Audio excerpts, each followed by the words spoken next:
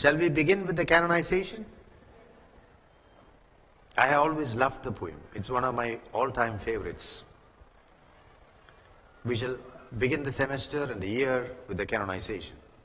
I look upon the canonization as one of the finest specimens of Donne's poetry, as one of the most perfect exemplifications of metaphysical poetry.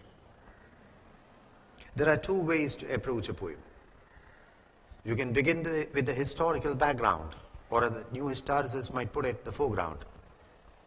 You can discuss the age in which the poet lived. You can analyze the biography of the poet. You can evaluate the influences on the poet.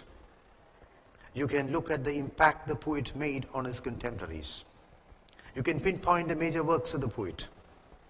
And finally, you can go to the prescribed poem. Or, you can leap into the poem. Which do you want me to do? Good. That's precisely my desire. So we shall leap into the canonization. The canonization of John Donne. What is the meaning of the word canon? Large gun. Large gun. But you are thinking of C-A-N-N-O-N, and I am thinking of C-A-N-O-N. It's a totally different thing. Cannon means large gun, big gun, used in warfare. C-A-N-O-N, canon, means list.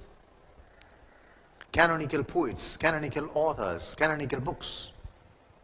Canon means list. Canonical authors are the list of authors accepted as great in a particular literature. In this particular case, canon means list of saints published by the Catholic Church. Canonization is the long-drawn, complicated process by which a person is declared a saint.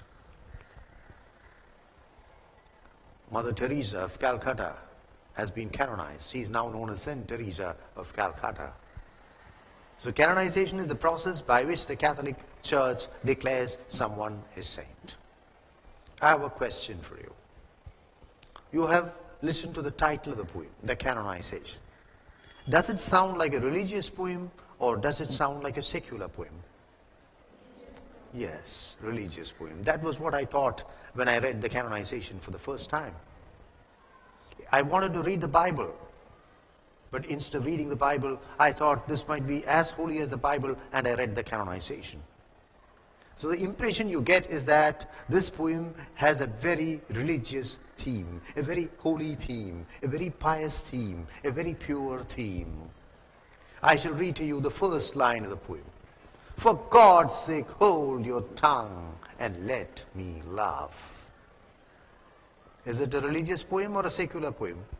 It's a secular poem. It's a very irreligious poem. For God's sake, hold your tongue and let me laugh.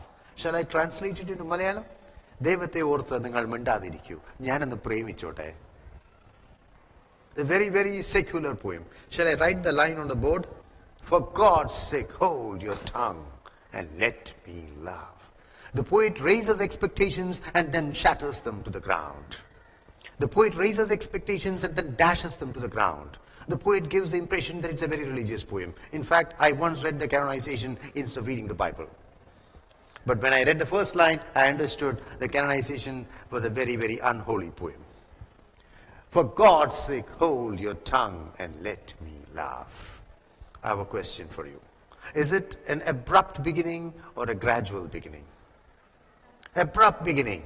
That is an important characteristic of metaphysical poetry. Abrupt beginning. Shocking beginning. A beginning which knocks the reader off his balance and captures his attention. For God's sake, hold your tongue and let me laugh. What are the two most important words in the poem? Sorry, words in the line, the first line of the poem. Don't get tensed. Be happy. Be relaxed. For God's sake, hold your tongue and let me laugh. It's a very personal choice. It's a very subjective thing. You should choose two words from this line which you consider to be the most important words of this line. Love, good. Tongue, I would say God. That is love and God. They say tongue. My God, you're so secular.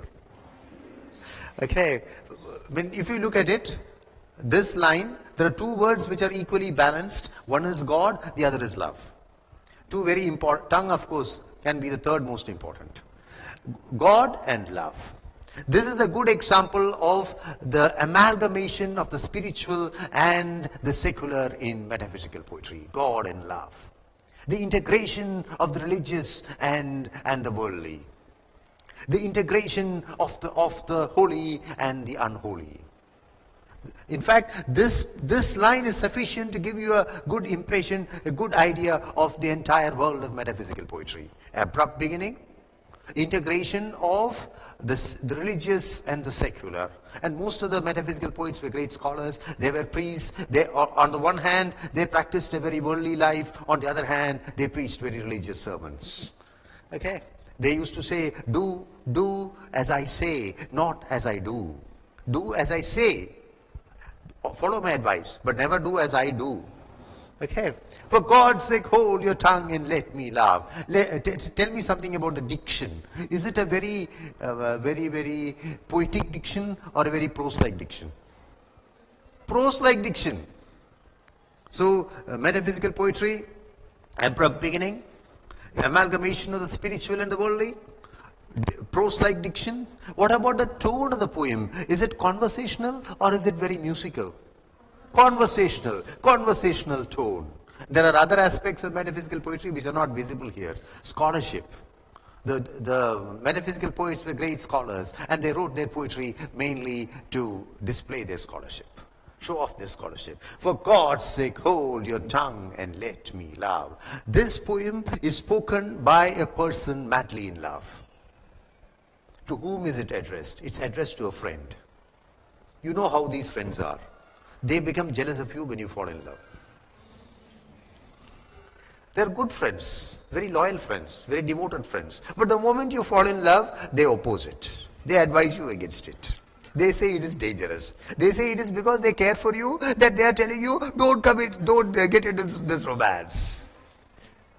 Okay? So such a friend, good friend, very good friend. But the moment you start conducting a romance, the friend becomes jealous. He says, no, it's because I care for you I say this. Or I'm going to ring up your father. I'm going to call your father and inform him that you are conducting a romance without his knowledge. Because I care for you. Because I love you. Because it is my duty to inform your father and ensure that you get beaten up by your father. So that is it. This poem is addressed to a friend by the lover. And the friend keeps on telling the speaker, put an end to your romance. This romance is dangerous. This romance is bad. This romance is wicked. This romance is evil. This romance will take you to hell. For God's sake, hold your tongue and let me laugh. Or chide my palsy or my gout. I'm trying to read the next few lines. Or chide my palsy or my gout. What is chide? Chide means scold. Chide means rebuke. Chide means criticize. Chide means verbally attack. Or chide my palsy. What is palsy? Palsy. I've heard this word somewhere. Palsy. Paralysis. I think I am suffering from palsy. Myself. I always feel that the moment I start walking, I feel palsy. Palsy means paralysis. Palsy occurs in a poem by John Keats. What are the odes of John Keats? Tell me the names of the odes. Grecian urn, not Grecian urn. Autumn, not autumn. Nightingale. This word occurs in the Nightingale ode. Where palsy shakes a few sad last grey hairs, where youth grows spectre thin and dies. Where palsy shakes a few sad last grey hairs, or chide my palsy or my gout. Gout means joint pain, rheumatism. Gout means joint pain, rheumatism. Or chide my palsy or my gout. I have a question for you. This is a very romantic poem. This is a love poem. Have you ever heard of a poet speaking of his own paralysis in a love poem? That is the brilliance of Donne. Even if you are suffering from paralysis, you hide it from your girlfriend so that she will marry you. And only after the marriage she will discover that you are suffering from palsy. That is the usual methodology in this world. But here is a poet who proclaims, or chide my palsy or my gout. Make fun of my palsy, my paralysis, or my gout. Gout is joint pain, rheumatic pain. I'm suffering from both palsy and gout. There was a great scholar in English literature. He was a poet, he was a dramatist, he was a critic, he was an editor, he was a conversationalist who suffered from gout. He was known as the literary dictator of London. Yes? I think you are giving me the right answer. Please repeat it. Dr. Johnson. I did not say lexicographer because if I had said lexicographer, you would have immediately given the answer. Johnson suffered from gout and to some extent from palsy. Or chide my palsy or my gout.